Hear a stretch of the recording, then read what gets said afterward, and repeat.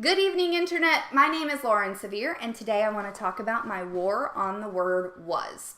I don't particularly hate the word was, except when it shows up in my manuscript about 1.5 million times. So, quick recap before we get into everything, just for the people who haven't watched my last couple of videos. The reason that I'm talking about this today is because I am going to be going to a competition with my young adult fantasy novel, Songs of Autumn, to compete against 5 other finalists in the hopes of winning a traditional publishing contract and a national marketing and distribution deal. So basically, every spare moment for the last few months, I've done nothing but edit. And I realized that my biggest problem word in my manuscript, and the one thing that has been a real slog to get through, is the fact that I use the word was way too much. Now, why is that a problem? Well, for those of you who are in the editing trenches like I am, I'm sure you totally get this. But if you're not quite there yet, let me just break it down really quickly for you. The word was is what we call passive verb. It is passive voice, not active voice. So, for example, if you use the sentence, Susan baked a cake. The subject, Susan, is doing the thing, baking. The object, the cake. The verb baking, which is active, and this is active voice, highlights that Susan was the one doing it instead of the object. An example of this same sentence in like passive voice with the word was, since that's the one I'm mad at right now, would be the cake was baked by Susan. This can make your prose feel really clunky with a bunch of unnecessary words, and it also can make the reader kind of confused because it's highlighting the object, the cake, instead of the subject, who is Susan. And so there are instances now, I will say, there are instances where you want to use passive voice. For example, if you're writing a thriller mystery novel where Colonel Mustard was killed in the kitchen by, I don't know, a poisoned cake, and the detective at the end, who finally figures out who the killer is, yells out, the cake was baked by Susan, then you do want to highlight the object, obviously, in that sentence, which is the cake, which is the clue that, revealed the mystery. Now, so generally speaking, don't just go through and blast out all of the word was out of your entire manuscript.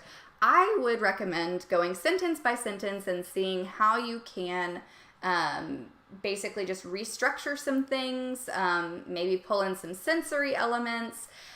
I did a video in the past on my budgeting tips for editors, and 2 of the things that I think kind of relate to this topic that I talked about there were that to self-edit as much as possible before hiring an editor. That way you get the most bang for your buck, but also to slash unnecessary words.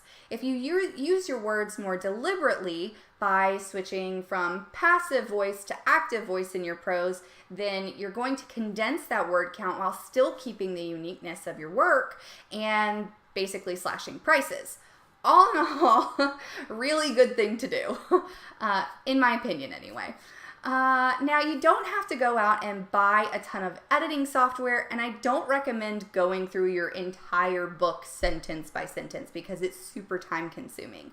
My recommendations for like free resources or tools to kind of go through your work and get things a little more succinct and cleaned up would be to do a quick Google search, get a comprehensive list of passive verbs or examples of passive voice. There's a ton of them available for free on the internet in cute little charts.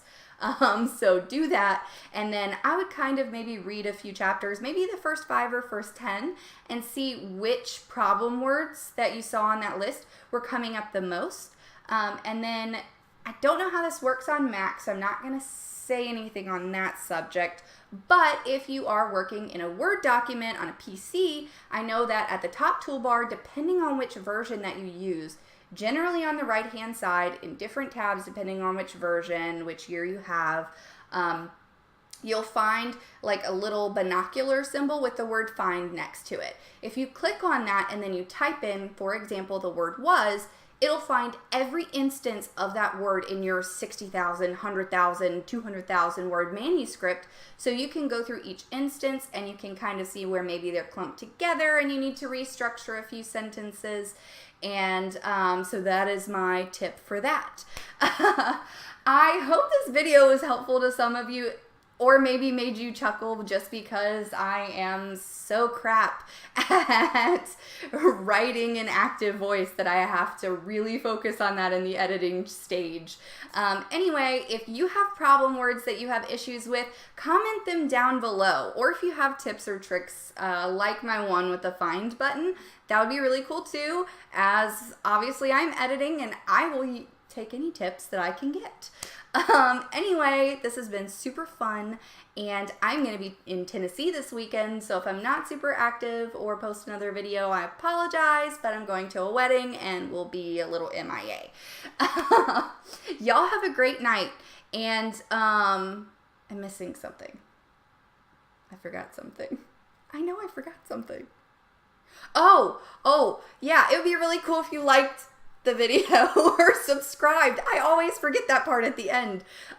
Anyway, y'all have a great night. This was super fun, and yeah, let me know about any problem words that y'all have. Bye.